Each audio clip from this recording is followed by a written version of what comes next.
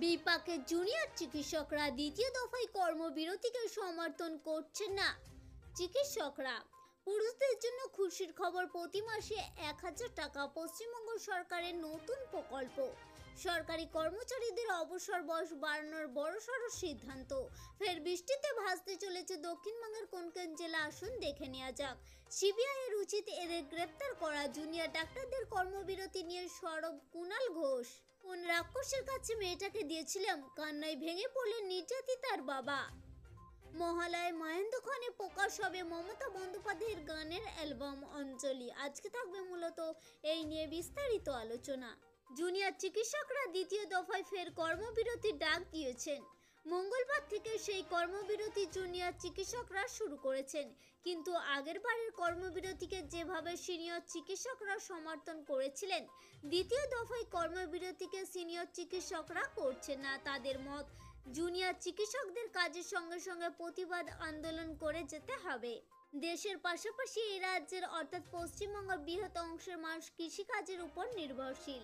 এই কৃষকদের অর্থনৈতিক সংকটের মুখোমুখি হতে হয় প্রায়ই। তাই কৃষকদের আর্থিক সুরক্ষার লক্ষ্যে পশ্চিমবঙ্গ সরকার কৃষক ভাতা প্রকল্প চালু করেছে। এই প্রকল্পের আওতায় 60 বছর বেশি বয়সী কৃষকদের মাসে 1000 টাকা করে ভাতা প্রদান করা হবে। সরকারি কর্মচারীদের জন্য সুখবর আসছে। ঝাড়খণ্ড সরকার শীঘ্রই তাদের অবসর বয়স 60 বছর থেকে বাড়িয়ে 62 বছর করার সিদ্ধান্ত নিয়েছে।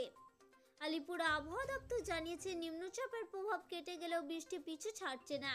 আগামী কয়েকদিন ভারী বৃষ্টির সম্ভাবনা না থাকলেও হালকা থেকে মাঝারি বৃষ্টিতে ভিজতে পারে বাংলার প্রায় সব জেলায়। এবার মহালয়ার দিন ওই জুনিয়র ডাক্তারদের জেরা করার আর্জি জানালেন কুণাল সিবিআইকে। এমনকি গ্রেপ্তার করারও নিদান দিলেন। যারা ময়নাতদন্তের নথিতে এবং নির্মাণের নথিতে সই করেছিলেন, এখন তারাই কর্মবিরতি করছেন এবং প্রতিবাদ করছেন। তাই আজ বুধবার এক্স হ্যান্ডেলে জুনিয়র ডাক্তারদের ভূমিকা নিয়ে চাঁচাছোলা ভাষায় আক্রমণ শানিয়েছেন কুণাল ঘোষ, যা নিয়ে এখন রাজ্য রাজনীতিতে সরগরম হয়ে উঠেছে। যদিও জুনিয়র ডাক্তাররা এই পোস্ট নিয়ে কোনো প্রতিক্রিয়া দেয়নি। আজ কান্নায় ভেঙে পড়লেন নির্যাতিতা তরুণীর বাবা। রবীন্দ্র সদনে দাঁড়িয়ে তিনি বললেন, আমি মেয়েটাকে আর্জি করে দিয়েছিলাম। সে গিয়েছিল রোগীর পরিষেবা দিতে, পড়াশোনা করতে। আর সেই প্রিন্সিপাল প্রমাণ লোপাটের দায়ে জেলবন্দি। তার মানে বুঝতে হবে কোন কোন রাক্ষসের কাছে আমি দিয়েছিলাম আমার মেয়েটাকে।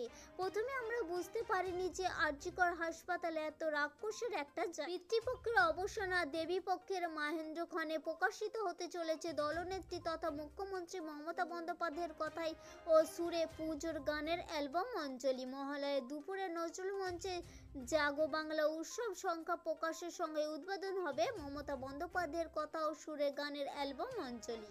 আমাদের উদ্দেশ্য ছিল কেবলমাত্র ছোট্ট ইনফরমেশনটি আপনাদের সামনে উপস্থাপন করা। যদি ভালো লেগে থাকে অবশ্যই লাইক করবেন, জনস্বার্থে প্রচুর পরিমাণে শেয়ার করবেন। Thank you friend, thank you for watching.